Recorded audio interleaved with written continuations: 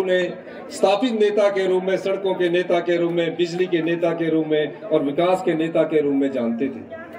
मेरा हमेशा उनसे कई मुद्दों पर चर्चा होती थी, कई मुद्दों पर बातचीत होती थी और बाद में हम उनको जो वो दिशा निर्देश देते थे उनके अनुसार हम आगे का कार्य करते थे। इस ऐतिहासिक रिज मैदान पर मैं श्रीमती इंदिरा गांधी जी को भी याद करना चाहूंगा कि एक समय जब हमारा प्रदेश आर्थिक संकट से जूझ रहा था और जो दूसरी पार्टी के लोग थे वो एक नारा देकर कह रहे थे स्टेट हुड मारो टूट। उस समय श्रीमती इंदिरा गांधी ने 1971 में भरी बारिश के बीच में इस ऐतिहासिक रिज मैदान में हिमाचल प्रदेश को पूर्ण राज्य का दर्जा दिया। ये उनका महत्वपूर्ण योगदान था। यही नहीं, हिमाचल प्रदेश हमेशा से गांधी परिवार का ऋणी रहेगा।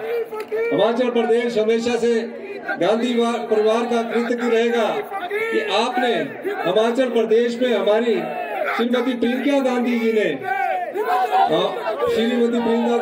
यहाँ अपना घर बनाया है। मैं इसके लिए माननीय श्रीमती प्रियंका गांधी जी का भी धन्यवाद करूंगा।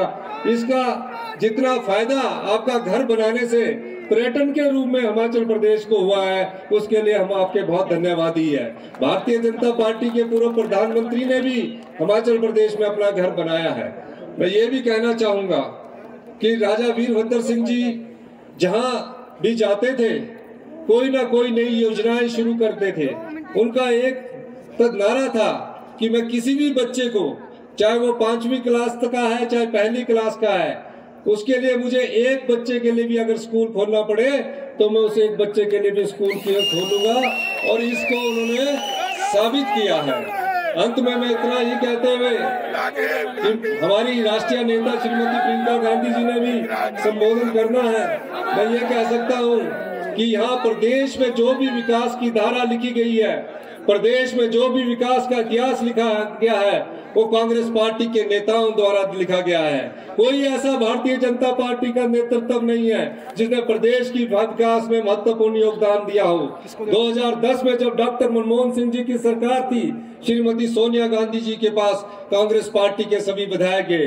माननीय श्रीमती सोनिया गांधी जी को याद नहीं होगा, हमने आपसे कहा कि हमारा प्रदेश शिक्षा के क्षेत्र में अच्छी सफलता हासिल कर रहा है लेकिन यहाँ बड़े बड़े संस्थान नहीं है। श्रीमती सोनिया गांधी जी ने उस समय डॉक्टर मनमोहन सिंह जी को ये संदेश दिया और जो IIT मंडी में खुला है वो श्रीमती सोनिया गांधी जी की सोच से खुला है।